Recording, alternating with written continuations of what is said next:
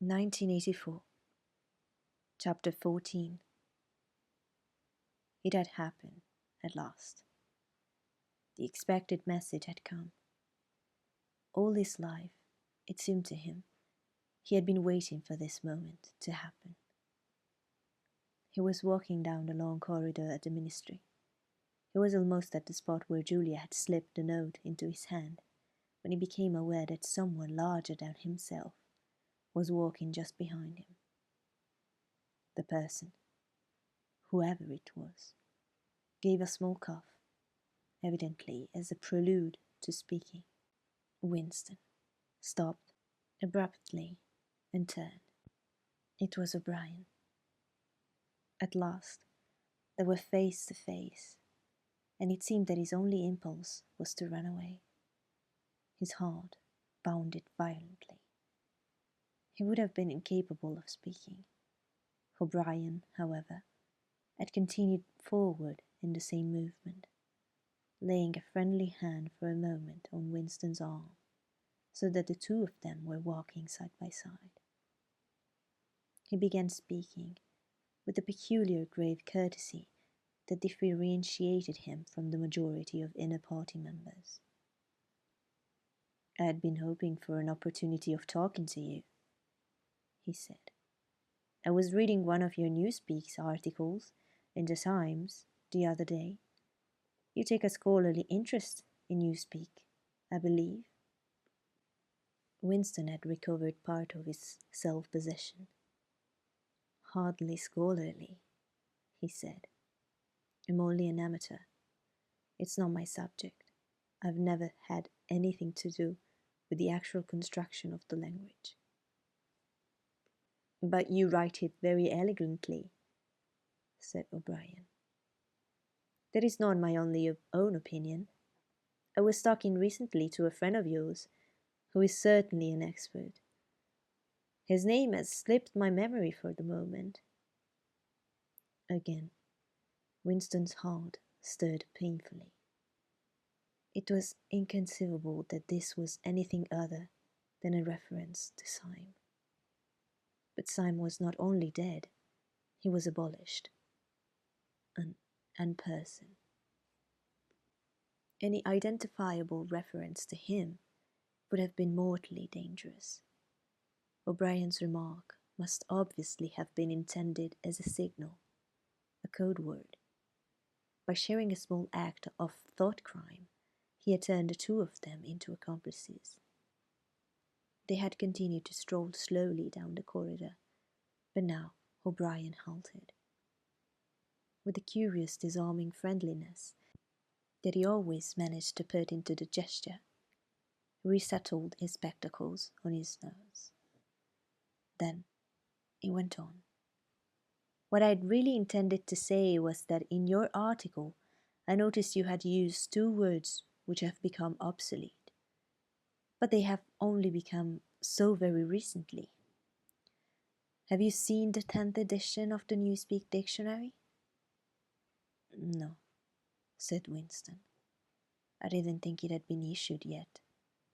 We are still using the 9th in the record department." "The 10th edition is not due to appear for some months, I believe, but a few advance copies have been circulated. I have one myself. It might interest you to look at it, perhaps." "Very much so," said Winston, immediately seeing where this tended. "Some of the new developments are most ingenious. The reduction in the number of verbs, that is the point that will appeal to you, I think. Let me see, shall I send you a messenger to you with the dictionary? But I'm afraid I invariably forget anything of that kind. Perhaps you could pick it up at my flat at some time that suited you? Wait, let me give you my address." They were standing in front of a telescreen. Somewhat absent-mindedly, O'Brien felt two of his pockets and then produced a small leather-covered notebook and a gold ink pencil. Immediately beneath the telescreen, in such a position that anyone who was watching at the other end of the instrument could read what he was writing, He scribbled an address, tore up the page, and handed it to Winston. "I'm usually at home in the evenings," he said. "If not, my servant will give you the dictionary." He was gone, leaving Winston holding the scrap of paper, which this time there was no need to conceal.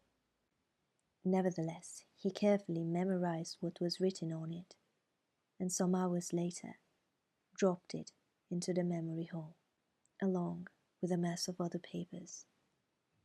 They had been talking to one another for a couple of minutes at most. There was only one meaning that episode could possibly have. It had been contrived as a way of letting Winston know O'Brien's address. This was necessary, because, except by direct inquiry, it was never possible to discover where anyone lived. There were no directories of any kind. "If you ever want to see me, this is where I can be found," was what O'Brien had been saying to him. Perhaps there would even be a message concealed somewhere in the dictionary. But at any rate, one thing was certain. The conspiracy that he had dreamed of did exist, and he had reached the outer edges of it. He knew that sooner or later he would obey O'Brien's summons. Perhaps tomorrow, perhaps after a long delay, he was not certain. What was happening was only the working out of a process that had started years ago. The first step had been a secret, involuntarily thought. The second had been the opening of the diary. He had moved from thoughts to words, and now from words to actions. The last step was something that would happen in the ministry of love. He had accepted it. The end was contained in the beginning. But it was frightening, or more exactly, it was like a foretaste of death, like being a little less alive.